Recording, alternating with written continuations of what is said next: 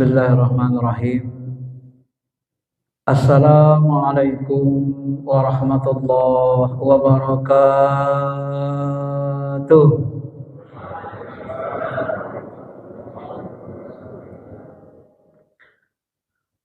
Alhamdulillah. Alhamdulillahilladzi ahyana ba'da ma amatana. Alhamdulillahilladzi an'amana nawwara qulubana binuril iman wal islam wal ihsan. Asyhadu an la ilaha illallah wahdah la syarikalah wa asyhadu anna sayyidana Muhammad rasulullah.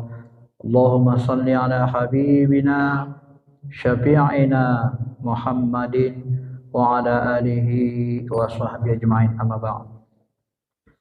Bapak Ibu yang dirahmati Allah, sebagaimana biasanya sebelum kita mulai, mari kita berwasilah dengan Ummul Quran. Mudah-mudahan Allah tautkan hati kita kepada Allah Subhanahu wa taala, terus istiqomah dalam berzikir, mengingat Allah, terus menerus dibersihkan qalbu kita sampai kita menjadi orang-orang yang benar-benar mutatahhirin, dan diberikan kita diterangi dengan cahaya keimanan yang benar, keislaman, cahaya ma'rifah dan cahaya ihsan, sehingga nanti kita bisa dikumpulkan bersama Nabi dan sahabat dalam derajat orang-orang yang soleh yang didekatkan kepada Allah Subhanahu wa taala. Al-Fatihah. A'udzu billahi minasyaitonir rajim. Bismillahirrahmanirrahim. Alhamdulillahirabbil alamin. Maliki yaumiddin. Iyyaka na'budu wa iyyaka nasta'in. Ihdinas shiratal mustaqim. Shiratal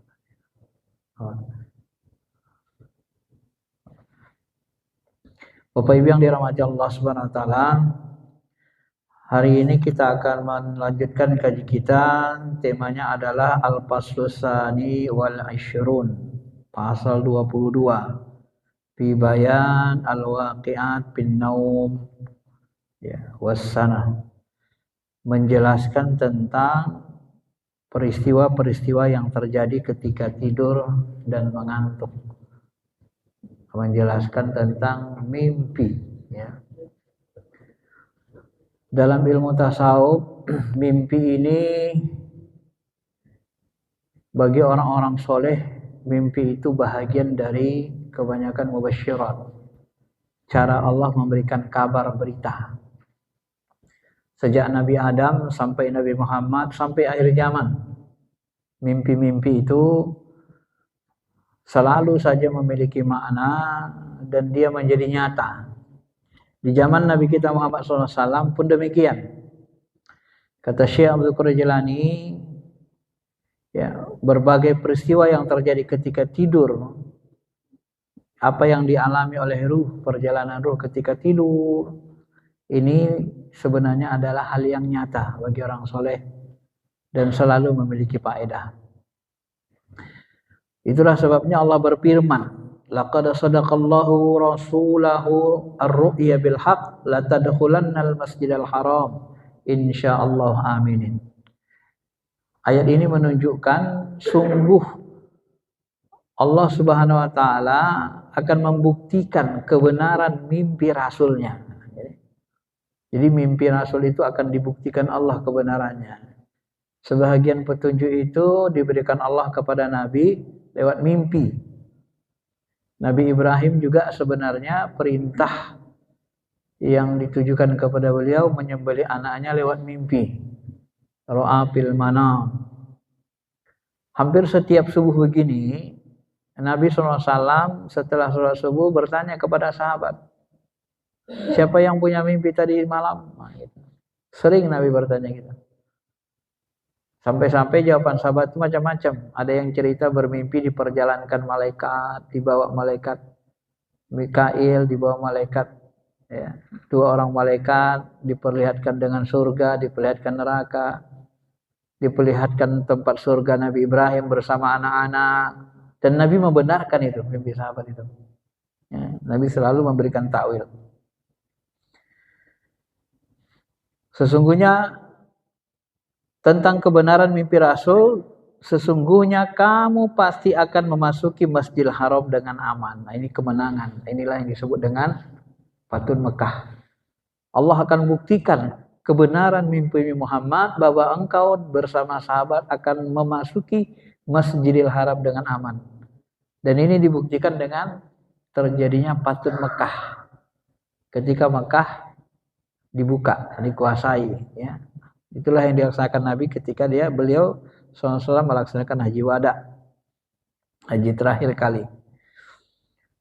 Allah juga berfirman kepada lisan, ya, melalui lisan Nabi Yusuf. Nabi Yusuf pun mengalami mimpi juga kan? Dan ini dibenarkan Allah. Inni ra'aitu ahada asyara kaukaba. Surah Yusuf ayat 4. Sesungguhnya aku melihat ada 12, ya, ada 11 bintang. Ya, jadi Nabi Yusuf melihat 11 bintang. 11 bintang itu ditakwilkan nanti, itulah nanti saudara-saudara dia yang tunduk kepadanya kan. Dan Nabi Yakub, ayah beliau, melarang menceritakannya kepada bukan ahlinya, kepada saudara-saudaranya. Takut terjadi kecemburuan. Ya.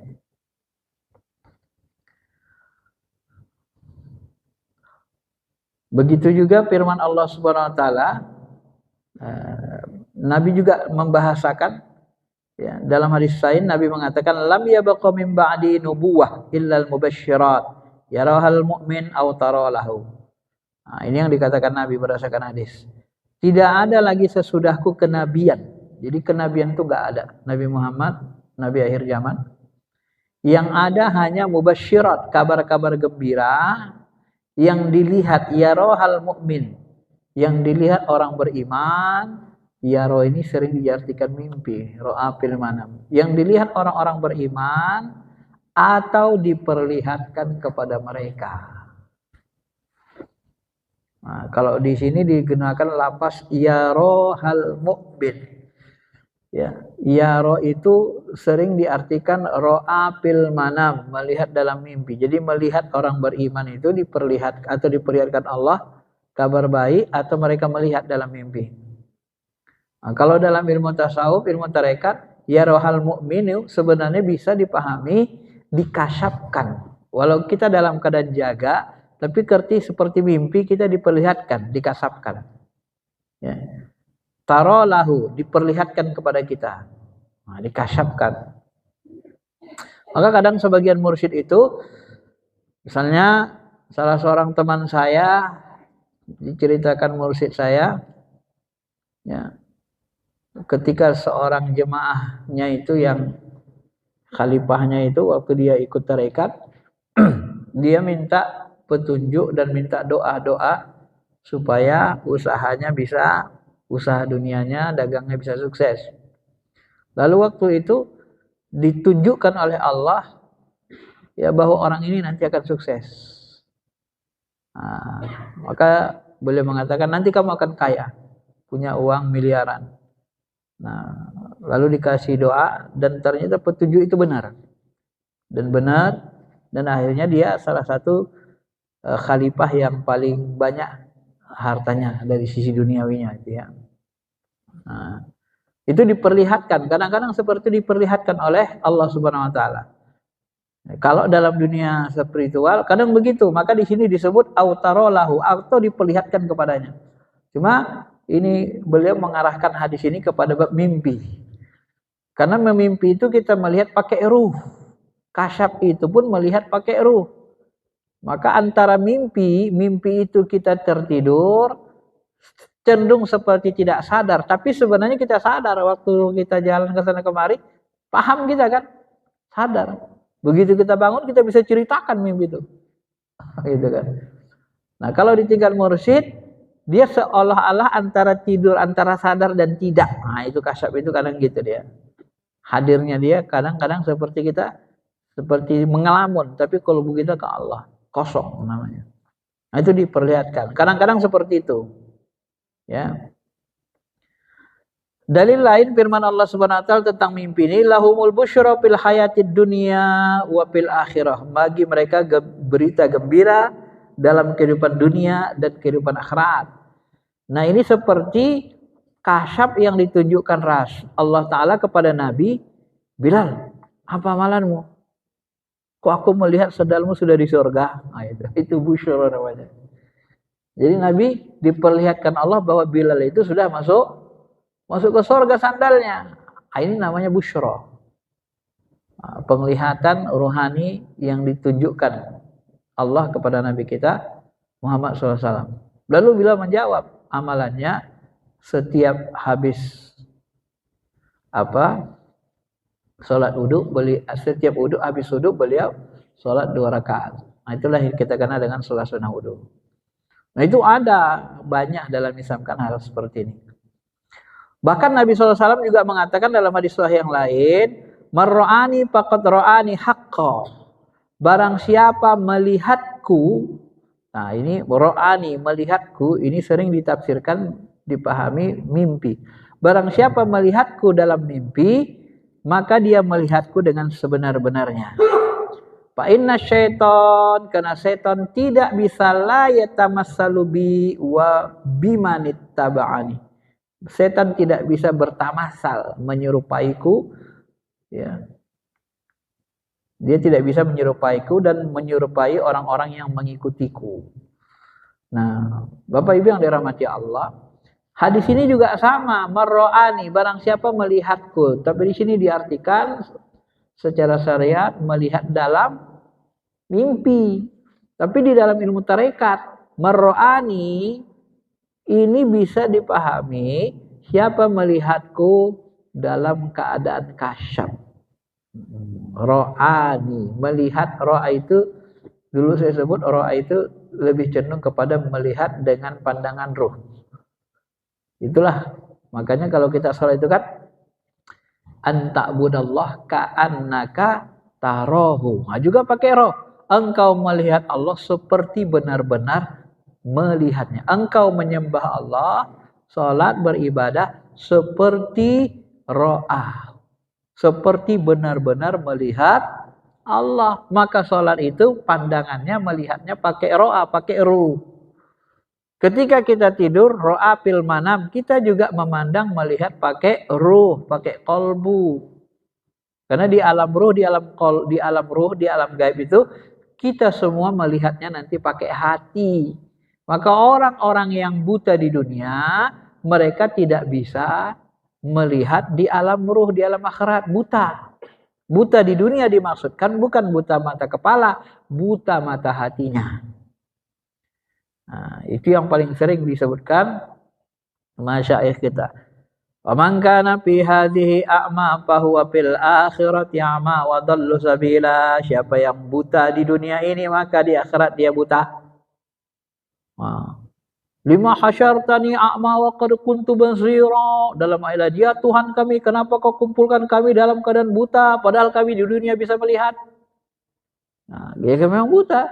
Kadzalika tatka ayatuna panasitaha. Dulu kami sudah suruh kalian datangkan ayat-ayat kami, suruh taat, suruh bersihkan kolbu. Tapi kalian tak peduli. Tetap aja kalian butakan hati kalian. Ya, wajarlah hari ini kalian nggak bisa lihat. Kenapa? Karena di alam akhirat kita melihat dengan mata hati, mata ruh. Ya. Nah, orang beriman, kemampuan mata jasmaninya disamakan dengan mata ruh. Dia bisa melihat. Tapi orang kafir karena mata ruhnya buta, mata kepalanya nggak bisa melihat. Karena disambungkan matanya, batinnya disambungkan ke matanya, nggak bisa lihat. Kenapa? Karena batinnya buta. Nah, itu ya. Bapak Ibu yang dirahmati Allah Subhanahu wa taala. Nah, marro'ani faqad ra'ani di sini juga menyebutkan barang siapa melihatku di dunia, di sini dalam mimpi, maka dia melihatku seperti melihatku, benar-benar melihatku. Kalau di dalam ilmu tarekat, melihat pakai pandangan ruh, pakai kasyaf. Maka nanti sebagian masyayikh, ya nggak bisa kita pungkiri, ini lagi-lagi saya sebut, yang mengalaminya, kalau dikumpul dari miliaran manusia, mungkin ada 1000 atau lebih orang yang mengalami. melihat Nabi SAW dalam keadaan sadar, dalam keadaan antara sadar dan tidak. Gini, hadir rohani Nabi SAW. Itulah yang dialami guru sekumpul, itulah yang dialami Syed Al-Maliki, itulah yang dialami Habib Umar. Itu rata-rata Habib itu banyak begitu. Ya. Yang apalagi Habibnya yang bertarikat kan, bermursyid. Rata-rata itu kasyaf mereka melihat. Termasuk guru-guru kita, termasuk sebahagian jemaah yang jemaah tarikat juga begitu. Kadang-kadang lagi berzikir hadir kelihatan Nabi SAW. Itulah keuntungan orang yang membersihkan kolbunya, menjalani tarikat dengan baik. Kenapa? Karena alam ruh itu sebenarnya di balik ruang kosong ini. Dulu saya sebut, sebenarnya kita ini kan setiap hari, setiap detik hidup di antara alam nyata dan alam gaib. Kok begitu, Ustaz? Ya iya. Coba lihat tangan saya ini ya. Saya gerakin gini. Yang gerakkan tangan saya ini kan ruh saya. Bapak Ibu bisa lihat ruh saya yang gerakkan ini? Nah, yang gerakkan kan ruh saya kan? Bisa lihat ruh saya menggerakkannya? Gak bisa kita lihat. Mana dia? Di sini-sini aja ruh itu. Alam ruh. Sederhananya gitu loh. Ya. Bukan ruh itu di ujung sana, dia gerakin dari ujung kemarin. Enggak. Di sini-sini aja di balik ruang kosong ini alam ruh itu. Nah, sebenarnya ilmunya sederhana. Tapi karena kita tidak mau meneliti, menganalisis dengan baik, kita anggap agak ribet. Padahal ilmu ruh itu ya lebih sederhana. Karena ruh dengan jasad ini nggak pernah terpisah dia selama kita hidup. Ya kan? Kalau pisah dia putus berarti matilah. Nah, kan sederhana kan Bapak Ibu kan? Nah, ini gerak, tangan saya gerak nih. Yang gerakkannya apa? Ruh saya kan? Dengan izin Allah. Karena ruh diberikan qadir, kekuatan, diberikan 7 sifat Allah. Mendengar, melihat, berkata-kata, qadirun, muridun, punya kekuatan, punya keinginan, itu sifat Allah yang dititip ke ruh kita. Nah, diberikan selama kita masih hidup. Maka ketika kita gerakan seperti ini, yang gerakkan ruh, mana ruhnya? Ya, di sini aja. Cuman kan nggak kelihatan, nggak kasat mata. Karena alam ruh berada di alam ruh. Karena dia di alam ruh, alam halus, ya mata kita nggak bisa ngelihat. Bagaimana cara ngelihatnya? Ya pakai ruh kita ngelihatnya, mata ruh. Sambungkan ke mata. Nah, itulah orang kasab itu. Baru dia bisa kelihatan. Nah, kita nggak bisa lihat karena ruhani kita masih terhijab. Ya. Kenapa terhijab? Ya sebenarnya untuk kebaikan kita. Sebab kalau kita melihat alam ruh semua, kelihatan ruh semua, kalau bahasa hadis Nabi, sekiranya ditampakkan Allah jin, ruh, malaikat di ruang kosong ini, ruang kosong ini penuh. Dijatuhkan jarum dari langit, kena kalau enggak kepala malaikat, kepala jin, kepala manusia.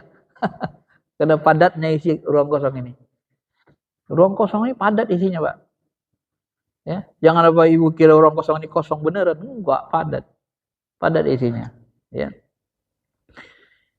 Ma'asyiral muslimin, Bapak Ibu yang dirahmati Allah Subhanahu wa taala. Nah, maka kalau di dalam tarikat itu diakui. Ya. Tapi kalau orang tidak belajar tarikat, tidak belajar mutasawuf secara baik mendalam, mereka tidak percaya. Bahkan nanti dianggap khurafat. Masa itu Abah sekumpul dicium Nabi Muhammad lututnya? Nggak percaya mereka. Emang kenapa kalau dicium Nabi? Nah, giliran Abah sekumpul, mereka aja nggak boleh. Nah, giliran ustadz mereka ustadz mereka pun ada cerita. Aku mimpi bertemu Rasul, diludahi Rasul lidahku katanya. Ada juga yang begitu kan. Giliran mereka nanti nggak tahu. Nah, giliran mereka mimpi kepada Rasul, ya mereka, ustadz mereka, ya kadang-kadang nggak tahu juga ya, percaya nggak mereka itu. Seharusnya percaya, karena ustadznya sendiri percaya dia mimpi Rasul, kan gitu kan. Kalau nggak percaya dia, berarti nggak dia ceritakan. Nah, alam mimpi itu di mana? Ya alam mimpi itu kan di alam tidur. Nah, orang tarikat itu sudah biasa zikir sambil tidur. Tidur matanya, hatinya hidup. Sudah terbiasa. Tawajuh aja kita sudah masuk ke alam ruh, tawajuh gini aja, masuk ke alam rasa. Kadang sudah sebentar saja sudah berada di antara sadar dan tidak. Karena alam mimpi itu kan, ya alam mimpi itu macam mana bahasanya ya? Ya kalau kita tidur masuk ke alam mimpi, gitu aja. Nah, ya. Bapak Ibu yang dirahmati Allah Subhanahu wa taala. Nah, ini saya jelaskan begitu supaya maksud saya menjelaskan ini supaya tidak jadi fitnah. Tahu kita ilmunya ya. Nah, kalau Bapak Ibu masih belum percaya, ya tunda saja dulu. Tidak ada masalah. Tapi nanti kalau Bapak Ibu menjalani tarekat, Bapak Ibu pasti percaya. Saya dulu nggak percaya juga, nggak bisa dipaksa. Kenapa nggak dipercaya? Karena kita nggak ngalami. Ya, sama kayak, ya sederhananya sama kayak orang nggak pernah jatuh cinta. Kita bercerita cinta tentang cinta dengan orang yang nggak pernah jatuh cinta, nggak percaya dia, Pak. Nggak bisa kita paksa itu. Tapi kalau dia sudah pernah jatuh cinta, kita cerita tentang cinta, nyambung dia. Ya. Maka beberapa teman kita pun ya dalam kajian tawajuh, ada yang hari Jumat, ya hadir Nabi Muhammad dalam pandangan rohani kelihatan. Langsung dia menjerit meraung. Itu masih tingkat salih. Kalau Allah izin apa susahnya bagi Allah. Nabi bilang, sekiranya kalian tidak menguburkan satu sama lain, niscaya kudoakan supaya kalian bisa mendengar azab kubur. Nabi kan pernah ngomong seperti itu dalam hadis sahih. Sekiranya kalian tidak wajib menguburkan satu sama lain, niscaya ku minta kepada Allah supaya dibukakan dinding hijabnya, semua kalian orang beriman bisa mendengar azab kubur. Supaya yakin kalian azab kubur itu ada. Nah, cuma karena kita wajib menguburkan mayat, ya Bapak Ibu kan cobalah memahami. Begitu kita bawa keranda mayat ke kuburan, tiba-tiba dengar menjeritan. Mendekat kuburan kita, wow, cara menjerit. Satu lagi, wow, apa yang terjadi? Yang megang keranda kan gemetaran kan? Mana berani dia nguburin kan? Apalagi begitu mau dia kuburin, tahu-tahu sudah mendekat malaikat. Atau pas dia kuburin, jarak 6 langkah udah datang malaikat, suaranya gemuruh, buka. Apakah kaget itu yang nguburin tuh? Begitu membaca talqin, udah apa dia kan? Nah, nggak mungkin. Itu menyusahkan, jadi fitnah. Maka hal-hal yang menjadi fitnah begini, ini selalu dirahasiakan kepada orang ramai. Nah, tak semua orang ramai bisa memahaminya, tak semua orang ramai dikasih ilmunya. Tapi untuk pembuktiannya, orang-orang yang menjalani agama ini dengan benar, dengan mendalam, dengan lurus, ya pembuktiannya ada. Ya. Maka kalau beberapa mursyid saya itu ketika ngajar dia pakai pembuktian. Sampai-sampai salah satu mursyid saya itu mengatakan, dalil terkuat itu adalah bukti. Bukan teks, hanya teks saja. Ini kan masih teks. Bisa nggak dibuktikan? Kalau nggak bisa, tinggalkan aja dulu. Jangan-jangan dia lemah. Tapi kalau bisa dibuktikan, itu baru benar dia. Teks Al-Quran, teks hadis, pendapat ulama, kalau tidak bisa dibuktikan, nggak bisa. Ilmu tasawuf itu kalau bahasa beliau harus terbuktikan, harus terkonfirmasi. Ya. Jika salah satu murid saya datang ke Medan, kita mengunjungi seorang kasab. Ya, begitu kita hadis itu, ya hadir Nabi Muhammad rombongan ke rumahnya. Ya orang nggak percaya. Yang mursyid kita datang ini, orang alim yang kita datang ini, itu hadir Rasulullah SAW. Kata beliau. Kita nggak kasab, nggak bisa lihat. Tanya mursyid yang kasab, benar sih, benar. Tanya yang kasab lagi, benar, Tuan, benar. Yang kasab bisa lihat semua, yang nggak kasab nggak bisa lihat. Ada yang kasabnya kasab melihat, ada yang kasabnya kasab hidung. Wangi sekali tadi ya pas datang Nabi Muhammad katanya. Hadir rohaninya. Dan yang melihat itu, yang merasakan itu semua yang hadir, karena semua yang hadir itu kasabnya beda-beda. Satu kasab penglihatan beberapa orang, beberapa lagi kasabnya kasab ciuman, pandangan. Sebagian lagi kasab kolbu, bisa merasakan. Nah, kehadirannya itu. Jadi begitu.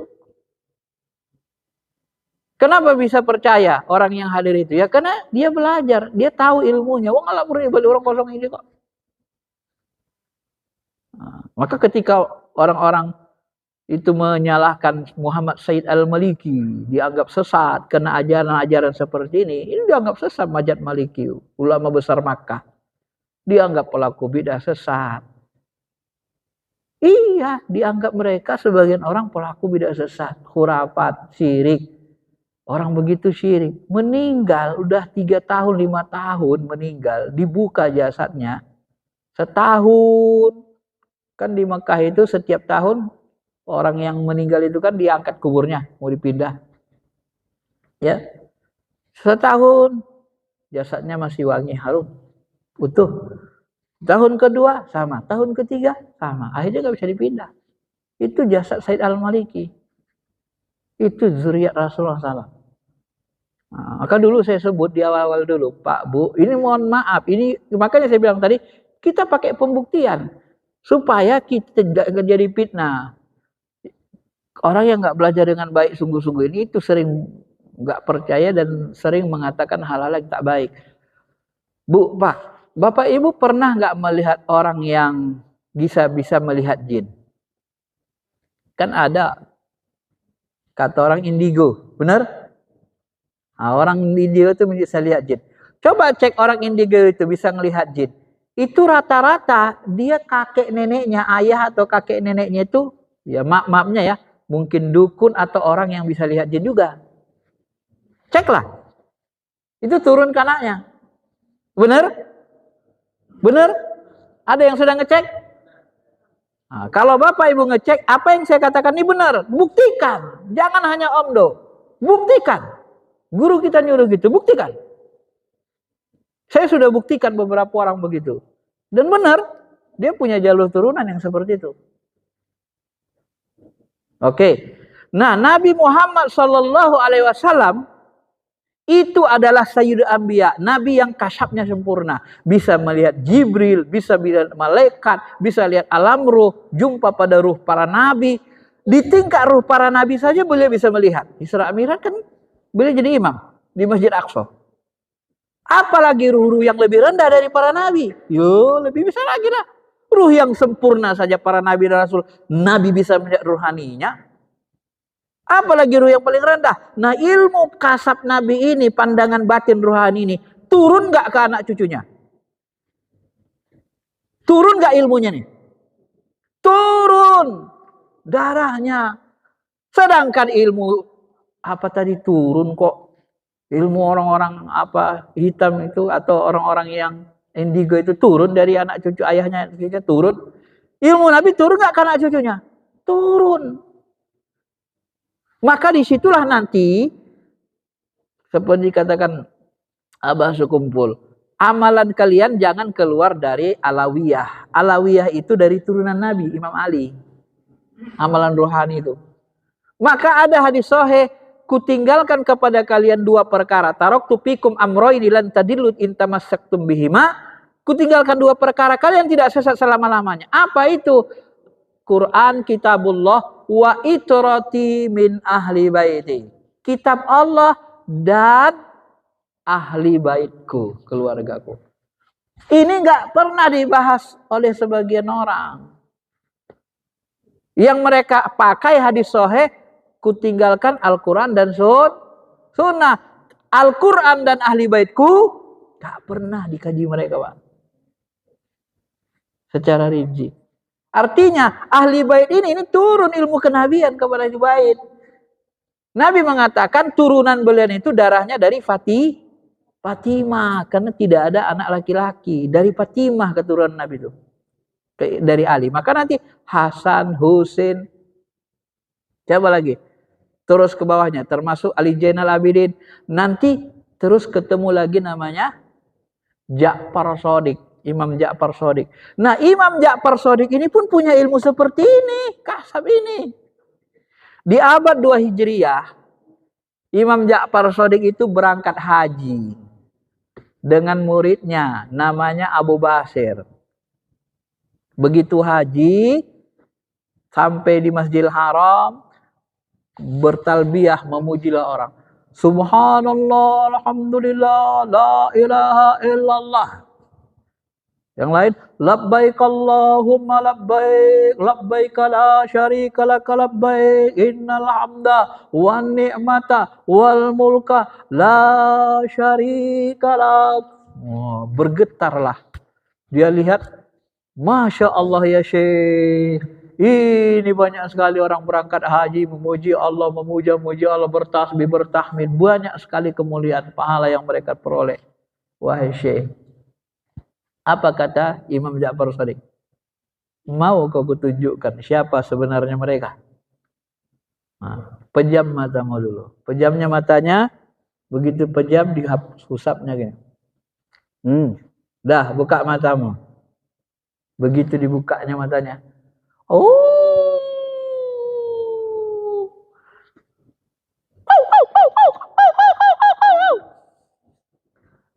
Nah. Suara tasbih itu begitu dia bunyinya. Kenapa begitu? Karena yang bertasbih itu wajah ruhaninya wajah binatang.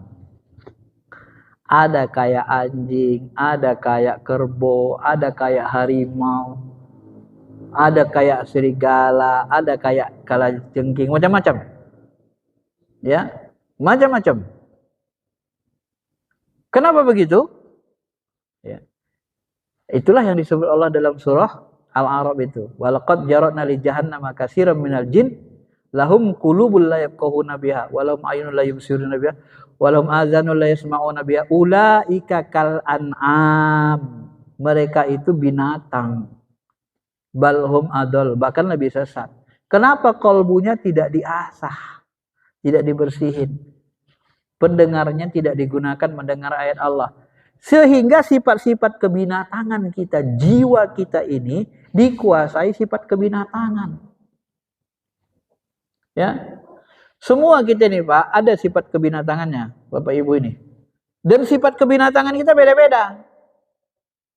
Ya, saya tidak tahu apakah ada persamaan. Kalau di agama Hindu Buddha itu ada istilahnya shio, shio kambing, shio anjing, shio ini.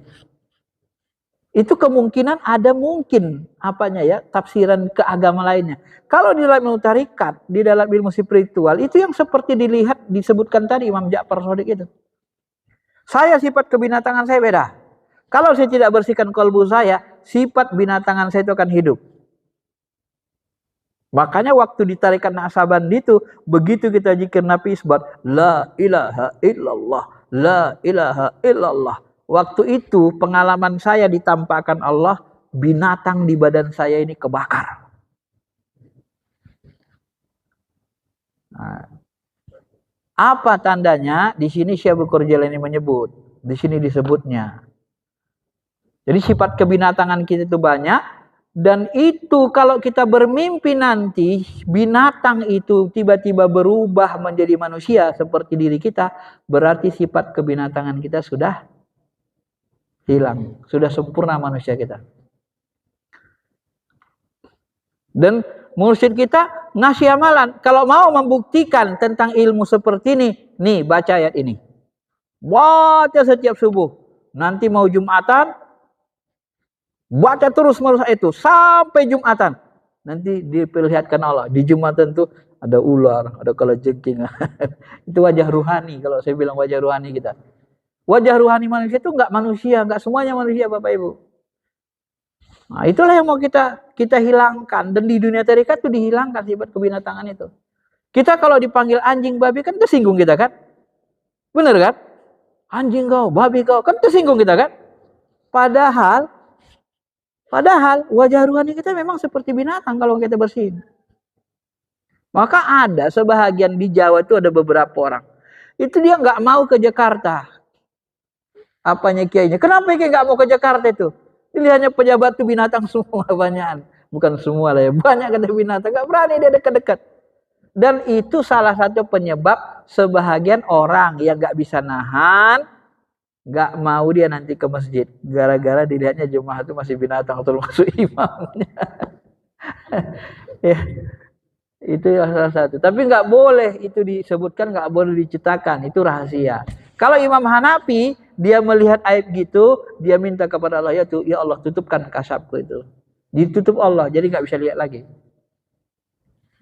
Kalau teman saya sebangku dulu ada yang melihat seperti itu, di binatang dilihatnya orang semua. Akhirnya nggak mau sekolah dia, di MAN. Cuman orangnya terakhir gangguan jiwa. Nah, nggak ada gurunya, nggak ada yang bimbing. Ya seperti itu. Dan ibu, bapak kalau mencari cerita itu pasti ketemu nanti orang-orang seperti itu. Ya, orang-orang seperti itu pasti ketemu. Cuma kalau dalam tarikat, guru kita tidak akan pernah mau mengungkap apa aib muridnya. Itu kayak binatang, nggak mau, nggak akan disebut itu. Dia didiamkan aja. Karena memang semua kita itu kalau tidak dibersihkan akan seperti itu. Maka nanti di neraka pun, kan di neraka wajah ruhani kita beda-beda. Ada yang kepala babi, ada yang ular, ya gitu juga kan. Ya karena itulah. Orang di neraka yang dilihat Nabi Isra Mi'raj kan beda-beda. Ya, tidak semuanya wajah manusia. Tergantung dosanya, sifatnya dan seterusnya, ya. Masyiral muslimin, Bapak Ibu yang dirahmati Allah Subhanahu wa taala. Nah, di sini dikatakan Nabi, setan itu tidak bisa menyerupaiku dan orang-orang mengikutiku. Maksudnya apa? Artinya orang-orang yang mengikuti Nabi dengan cahaya syariat, tarekat, ma'rifat, dengan cahaya hakikat dan basirah. Inilah yang disebut Allah dalam Quran, ud'u ilallah ala basiratin ana wa manittaba'ani. Yusuf 108. Ajaklah manusia menuju Allah dengan cara basirah. Dengan cara basirah ini beliau artikan dengan cara menghidupkan mata hati, mata ruh kita.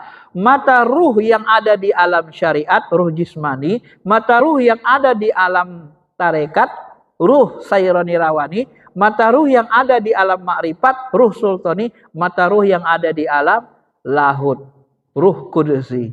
Itu yang dihidupkan. Ana wa manittaba'ani, itulah jalan saya dan jalan orang-orang yang mengikuti saya. Dulu kita bahas sudah nih kan. Maka orang tarikat itu langsung ud'u ilallah, ud'u ilallah.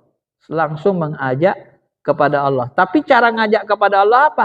Ala basiratin. Bedanya kalau orang tasawuf tarikat mengajak manusia kepada Allah dengan cara basirah. Apa itu basirah? Menghidupkan mata hati, membersihkan qalbu. Maka kerja orang tarikat ya zikir aja dibanyakin.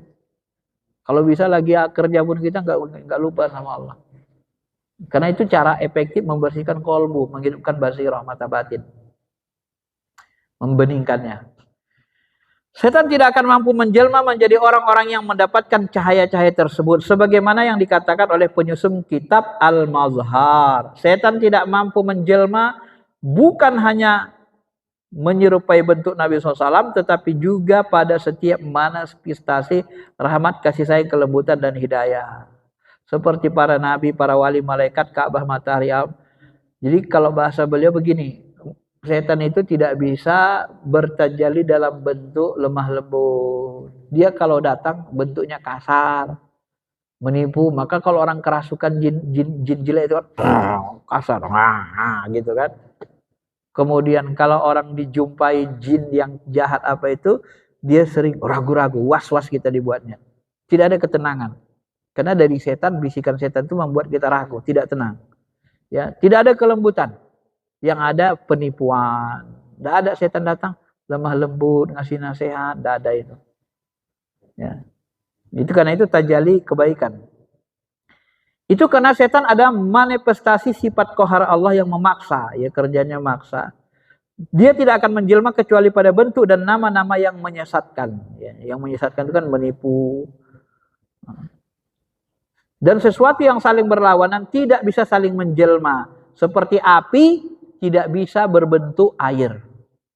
Nggak bisa dia. Itu perumpamannya. Beliau menyebut gitu ya. Api tidak akan bisa jadi air. Tapi kalau air bisa jadi es. Satu bentuk. Tapi kalau jadi api nggak bisa. Nah, gitu ya. Atau sebaliknya begitu juga. Ya. yang bertolak belakang. Jadi pastilah berbeda antara yang hak dengan yang batil. Sebagaimana dikatakan Allah Subhanahu wa taala, kadzalika yadribullahul haqq wal batil. Demikianlah Allah menciptakan yang hak dan yang batil. Adapun penjelmaan setan dengan rupa ketuhanan dan pengakuan ketuhanan itu terjadi, dia bisa terjadi karena sifat Allah adalah Jalal, Maha Agung dan Maha Indah. Itu seperti setan menjelma dalam bentuk cahaya memanggil Syekh Abdul Qadir Jilani, kan?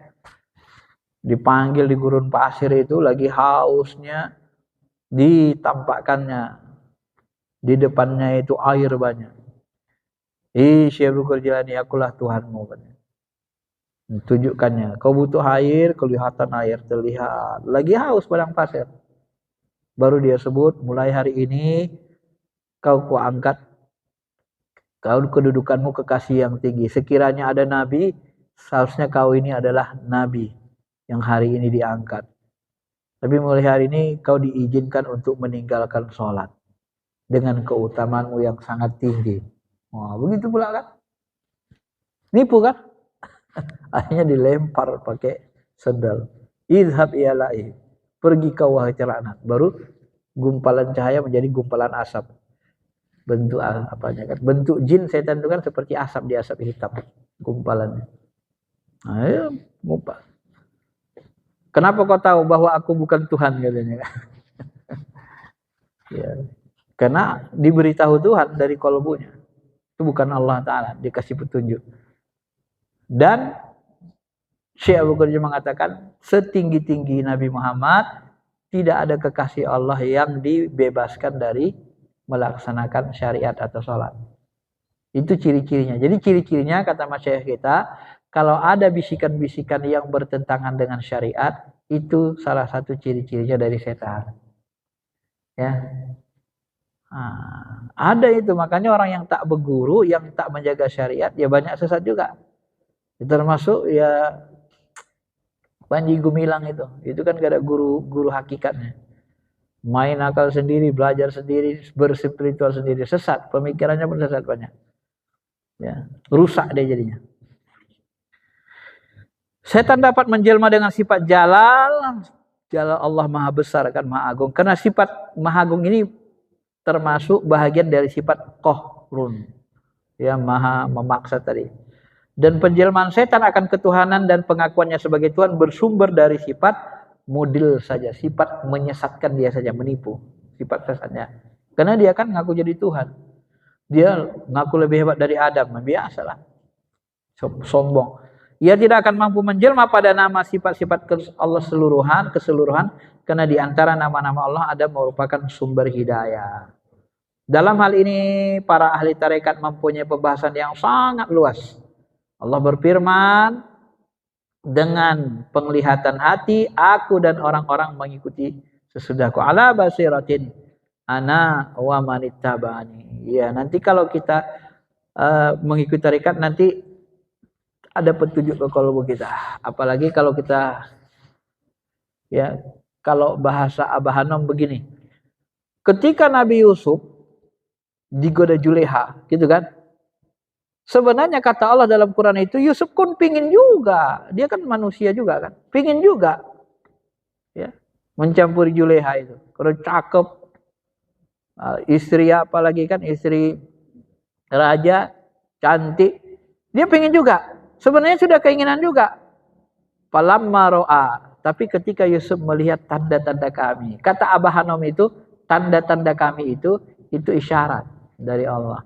Kalau dalam dunia tarikat, tanda-tanda kami itu nanti wajah mursyid kita ditunjukkan Tuhan. Kalau bahasa syariatnya, teringat kita anak kita di rumah, tak jadi buat dosa. Itu orang syariat. Kalau dalam tarikat, teringat kita mursyid kita. Ya. Begitu nanti dia, Pak. Kalau orang syariat, misalnya bapak membuat dosa, teringat anaknya di rumah, tuh bayang, nggak jadi. Itu dia, Pak. Abah Hanom, kalau Abah Hanom menafsirkan begitu. Jadi Nabi Yusuf itu diberi tanda-tanda oleh Allah. Falamma ro'a. Ya. Jadi ketika ada setan nanti mengapa kita, menggoda kita, mau menipu, kita dikasih tahu lewat hati kita dari tanda. Nah, itu setan itu, melanggar syariat. Nah, Atau kita lihat mursyid kita, jangan katanya. Kita lihat mursyid kita, jangan katanya. Itu setan.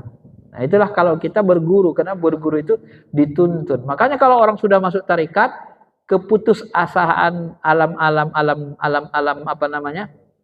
Makhluk-makhluk gaib itu tinggi terhadap untuk menggoda kita. Tapi kalau Bapak Ibu beribadah sendiri, rajin soleh, nggak ada gurunya, nggak ada mursyidnya, itu senang sekali didekati alam jin. Mau disesatin sama dia paling senang itu orang belajar sendiri tuh. Ini orang soleh ini mantap ini disesatkan. Kenapa? Kalau dia sesat nanti banyak yang ikut katanya kan. Karena orang anggap dia orang soleh. Karena nggak ada gurunya. Maka di dunia tarekat siapa yang tak berguru nanti gurunya saya. Maka tarekat ini gurunya tersambung ke Imam Ali. Ini ilmu kenabian tadi. Imam Ja'far Shadiq. Maka tarekat Naqsabandi nanti Imam Ja'far Shadiq, kemudian Muhammad bin Abu Bakar, ya. Setelah Muhammad bin Abu Bakar, Salman Al-Farisi, baru Abu Bakar di ujungnya. Masuk Imam Ja'far Shadiq gitu. Ya. Tarikat awaliyah begitu juga, Qadiriyah gitu juga ilmunya tersambung.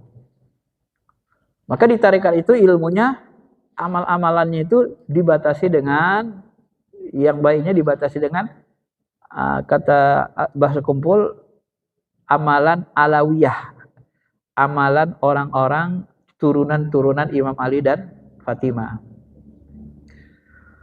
Menurut salah satu pendapat, kalimat orang-orang mengikutiku setudahku ini di atas merupakan isyarat bagi pewaris sempurna Nabi SAW, yaitu mursyid dengan petunjuknya dan orang yang mempunyai pandangan batin, basirah, seperti pandangan batinku. Maksudnya adalah orang yang mendapat hidayah wilayah kamilah, yaitu para wali, sebagaimana disebutkan Allah dalam Al-Quran, wali yang mursyida. Jadi dalam Al-Quran itu disebut istilah wali yang mursyida, wali yang mursyid. Wali yang mursyid, mursyid itu sebenarnya berasal dari kata rosyada. Rosyada itu artinya cerdas, mendapat petunjuk. Ya, wali-wali yang diberi petunjuk, wali yang mursyida. Kemudian yang perlu diketahui adalah bahwa mimpi itu ada dua macam, yaitu mimpi afaki dan mimpi ampusi, masing-masing terbagi dua. Mimpi ampusi ada kalanya dari akhlak terpuji, ada yang dari akhlak tercela. Contoh mimpi afaki dari akhlak terpuji adalah melihat surga, segala kenikmatannya, melihat bidadari, istana-istana, pemuda pelayan surga. Udah pernah lihat gak ini? Udah pernah dibawa mimpi ke surga belum? Nah, kalau belum, kasihan. Nah, tingkatkan lagi amalannya, biar nanti dibawa rohaninya ke surga. Ya, melihat cahaya putih seperti matahari, bulan, bintang, ini termasuk isyarat yang bagus. Ya, ini semua mimpi ampusi dari akhlak yang baik berkaitan dengan sifat hati. Adapun mimpi ampusi dari akhlak baik yang berkaitan dengan nafsu mutmainnah, seperti melihat hewan halal dagingnya atau burung-burung. Ini karena kehidupan nafsu mutmainnah di surga bersumber dari jenis makanan hewan halal seperti kambing dan burung-burung. Sedangkan sapi ia didatangkan dari surga ke Nabi Adam alaihissalam untuk bertani di dunia. Unta dari surga untuk memperindah Ka'bah yang lahir dan Ka'bah yang batin. Kuda sebagai alat untuk perang kecil dan perang besar. Semua itu adalah pertanda untuk akhirat. Dalam sebuah hadis disebutkan, kambing diciptakan dari madu surga, sapi dari minyak ja'faron surga, unta dari cahaya surga, kuda dari angin surga, bighal diciptakan dari sifat mutmainnah yang terendah. Bila seseorang bermimpi melihat bighal, maka ia berarti malas dalam ibadah dan hawa nafsunya berat. Untuk berhasil lolos harus dilakukan dengan tobat dan beramal soleh. Jadi kalau lagi malas itu kita harus banyak istighfar, tobat. Karena jiwa kita lagi malas, terikat dengan sifat malas kan, karena ada dosa. Adapun keledai diciptakan dari batu sorga. Ia diciptakan untuk keperluan Nabi Adam alaihissalam dan keturunannya. Sementara mimpi ampusi dari akhlak yang baik yang berkaitan dengan ruh, contohnya anak muda yang tampan. Dijumpa kita dengan anak muda yang sangat tampan. Di sana ada cahaya ketuhanan menjelma. Karena seluruh ahli surga kelak dalam rupa anak muda yang tampan umurnya 33 tahun. Dalam hadis sahih begitu kan. Ahli surga kelak tampak elok mereka bercelak, memakai sifat celak mata. Inilah yang disebutkan Nabi dalam hadis, aku melihat Tuhanku dalam rupa yang sangat tampan. Nah, jadi rupa yang sangat tampan itu manifestasi sifat-sifat Tuhan yang dijelmakan di alam ruh. Ya. Sebagian ulama tasawuf mengatakan yang dimaksud dengan hadis ini adalah tajalli. Artinya Allah bertajalli dengan sifat ketuhanan pada cermin ruh yang disebut tiplul ma'ani. So, ya, bayi maknawi. Tiplul ma'ani inilah pembimbing jasad yang menjadi perantara antara manusia dengan Tuhannya. Imam Ali berkata, kalau tidak karena bimbingan Allah Tuhanku, aku tidak akan mengenal Allah Tuhanku. Bimbingan batin ini diperoleh karena adanya pembimbing lahir, yaitu ahli talqin, para mursyid, ya, dimulai dari para nabi, para rasul, para wali. Mereka adalah para penerang kolbu. Bila sudah dibimbing dengan ruh-ruh ini, maka tidak akan terbimbing oleh ruh yang lain. Sebagaimana firman Allah dalam Al-Quran, Allah mendatangkan ruh atas perintahnya kepada siapa yang dia kehendaki. Yulqir ruha min amrihi ala mayyasha'u min ibadih.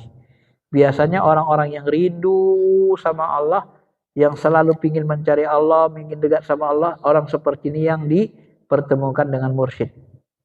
Banyak teman saya yang cari mursyid 10 tahun baru ketemu, ada yang 3 tahun, macam-macam. Tapi rata-rata yang ikut tarekat itu orang yang punya rasa rindu, ingin kenal sama Allah, ingin jumpa. Baru dia ketarik ke dunia tarekat. Termasuk saya. Ketika rohani saya membahas fikih prioritas, ujung-ujungnya larinya kepada rohani, baru saya ada keinginan kolbu untuk bertuhan secara rohani, baru dipertemukan dengan mursyid-mursyid. Imam Al-Ghazali berkata, sebenarnya boleh jadi seseorang bermimpi melihat Tuhan di waktu tidur dalam rupa yang sangat indah dan ukhrawi. Itu tajalli namanya, tajalli Allah. Maka Imam Ahmad itu kan mengatakan, aku mimpi dengan Allah beberapa kali, melihat Allah beberapa kali. Gitu. Itu orang-orang soleh. Itu tajallinya namanya, bukan zat aslinya. Berdasarkan takwil tersebut, Imam Ghazali berkata, pembimbing ruh ini adalah sebuah perumpamaan yang diciptakan Allah, dan itu sebanding dengan kesiapan orang yang melihat itu sendiri. Tergantung kita, kesiapan batin kita. Yang terlihat dalam mimpi bukan hakikat zat bentuk Allah, karena zatnya bersih dari rupa. Ya. Ini masih panjang sebenarnya bab ini, agak banyak dia. Bapak Ibu, sampai sini saja.